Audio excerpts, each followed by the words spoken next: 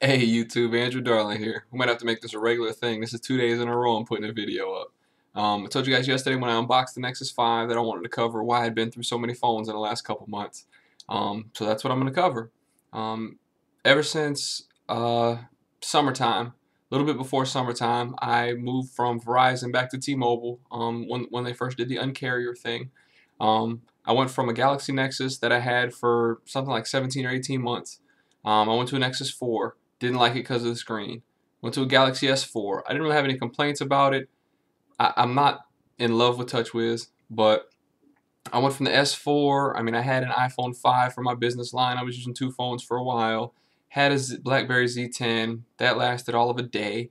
I went to the HTC One. I've had a Note 3, which is pretty solid. Then I had an LG G2, which I really liked aside from just the look and feel of their skin. And then I just got the Nexus 5. And I just want to give a couple points here to think about. One, I'm a pretty picky consumer. I'm not your average everyday consumer. I use my phone for a lot. I have 6 active Gmail emails that sync to it, 2 Yahoo emails, an Outlook email even, which is kind of nice. But anyway, I might have a lot of stuff that syncs to my phone with my small business, with what I do for the local Ford dealership that I work at.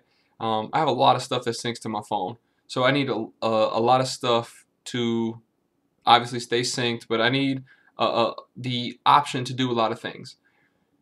One thing that I absolutely love about Android, and I've been with Android since I had the G1. I mean, I had the G1, then I had the G2, and I dabbled with a couple other phones, but those were my two primary devices for the first 2 years and some change, and then I went to the Galaxy Nexus.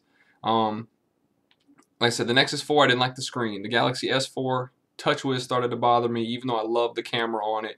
And I didn't mind the physical home button. The HTC One, I did a whole video. I'll try and put the link below. It was the 5 reasons why I didn't like the HTC One. And then I had the Note 3 for a while. And I hadn't really expanded anywhere else on why I did or didn't like the Note 3. The Note 3 for me was just too big. The software's fine. I don't dislike TouchWiz as much as I used to. It's not fine. The S Pen functionality is a plus. I just didn't use it how I thought I would. If you look at some of my videos, I'll try to put the playlist down below too. I also did a 30-day challenge type deal with the International Note 8, which actually had the cell phone radios in it. I used that for a while as my primary cell phone, which was entertaining to say the least. But and then I used the LG G2, and having the power button and the volume on the back, in my opinion, is genius. I mean, I really enjoyed that aspect of it. The screen was amazing on the LG G2. Just the I didn't even. I mean, I played with the launcher. Some of the LG's features are cool. The pop-up text messages that pop up from the notification bar. The camera was really good, but it was just something about the skin I didn't like. And I've done the whole rooting and ROMing thing before. I'm a huge CyanogenMod, a huge AOKP fan. I used Paranoid Android for a little bit back on my Galaxy Nexus, and then early with my Nexus 4. I mean, I'm a ROM fan, but I'm getting to the point now where I just don't need it. The Android has come along so far that it's not necessary anymore to root and ROM and add all these cool custom features because so many of them have been integrated into Android. And that was one of my reasons for getting the Nexus 5. I really like the Hangouts app, the way it integrates text messaging.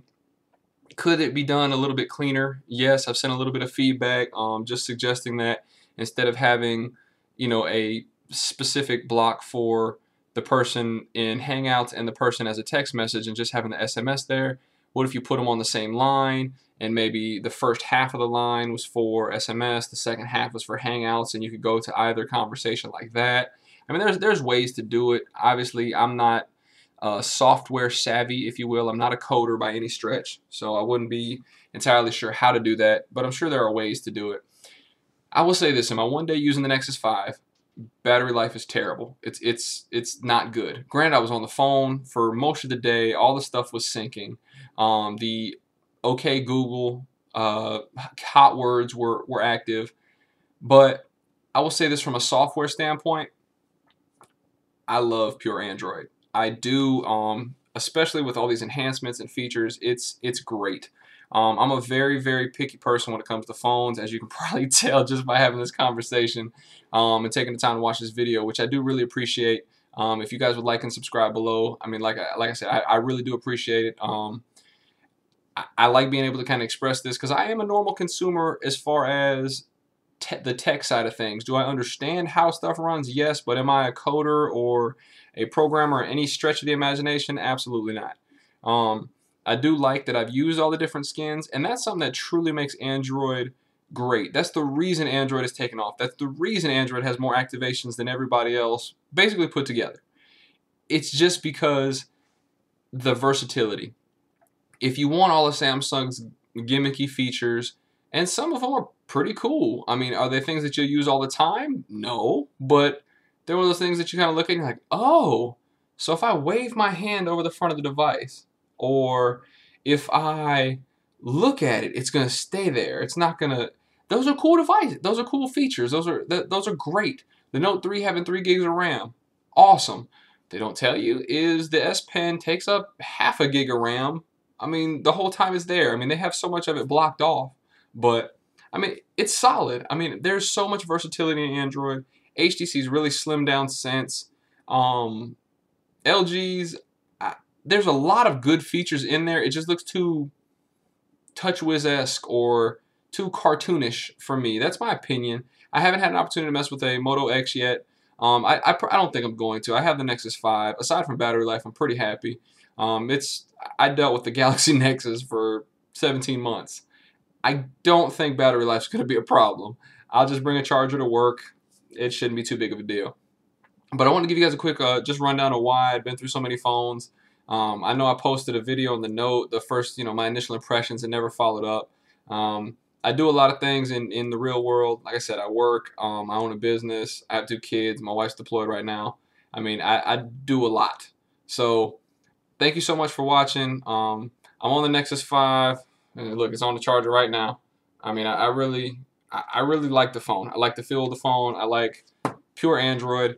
And like I said, my opinion might not mean anything to you. That's cool. That's fine. I appreciate you taking the time to listen. And like I said, I'll put the links below to the HTC One, the reasons why I didn't like it, and I'll try to put some of the links there for the that Galaxy Note 8.0 international cell phone challenge I did for a little bit. But I'll try to put a couple videos here a little bit more often. I know this is a little bit longer than most people can pay attention for. So if you made it this far, again, I appreciate it. Go ahead and like and subscribe below. Blast me with some comments if you look at my videos. I mean, I do a really good job of answering comments, and we'll just kind of go from there. So in a couple of days, I'll see if the battery life's improved at all on the Nexus 5. And like I said, I'm Andrew Darling. I really appreciate it. Talk to you soon.